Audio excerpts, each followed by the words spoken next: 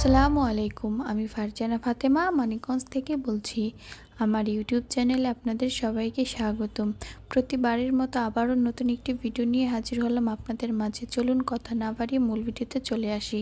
আজকের ভিডিওটি শুরু করেছি লিলি ফুল দিয়ে। তো এটা আমাদের ঘরের সামনে উঠানে হয়েছিল। তো এখন আমি আমাদের আঙিনায় কিছু সবজি গাছ ছিল, সেখান থেকে ঢেঁড়স, বেগুন আরও কয়েক পদের সবজি তুলে নিব। তো এই গাছগুলো আমার মা নিজের হাতে লাগিয়েছে। তো মাঝে মাঝে এরকম অর্গানিক খাবার খেতে ভালোই লাগে। আর এগুলো একবারে ফ্রেশ, কোনো সার বিষ কিছুই দেওয়া হয়নি এই গাছে। তো এগুলোই আপনাদেরকে দেখাচ্ছিলাম। আর এদিকে চাল কুমড়া গাছ, মিষ্টি কুমড়া, চিচিঙ্গা গাছ। এখন এখান থেকে কিছু কুমড়ো ফুল আর চিচিঙ্গা এগুলো তুলে নিব, চাল কুমড়া।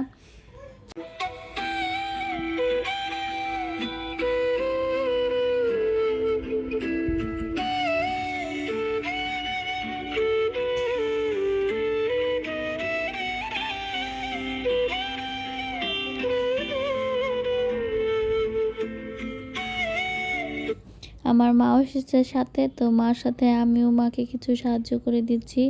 আর এদিকে চাল কুমড়া গাছ পাতা দিয়ে ঢেকে গিয়েছে, তো এগুলো মা ঠিক করে দিচ্ছে।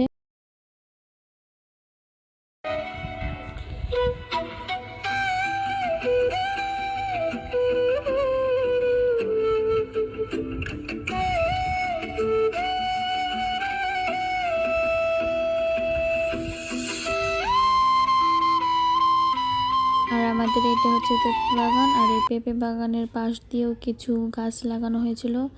আর আমাদের পেঁপে বাগানের পাশে নদী। আর এই নদীর সাইড দিয়ে মানে একটু পাড়ে কিনারায় আমার মা কিছু ঢেঁড়স গাছ আর আদা গাছ লাগিয়েছে আলাদা করে। তো এইগুলোই।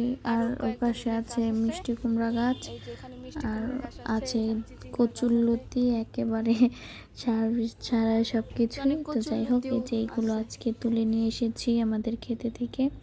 তারপরে মা সেগুলো দিয়ে কুমড়ো ফুলের বড়া আর পাবদা মাছ দিয়ে সবজি দিয়ে তরকারি রান্না করেছিল। তো সেটার ভিডিও নেওয়া হয়নি।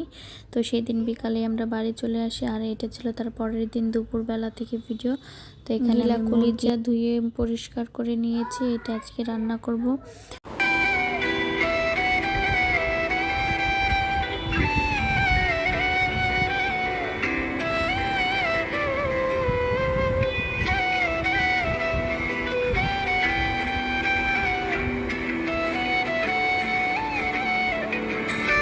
আর এদিকে আমি এই কুমড়ো ফুলগুলো বাড়ি থেকে নিয়ে এসেছি, সঙ্গে মরিচ আর কচুরলতি এনেছি, চাল কুমড়ো এনেছি।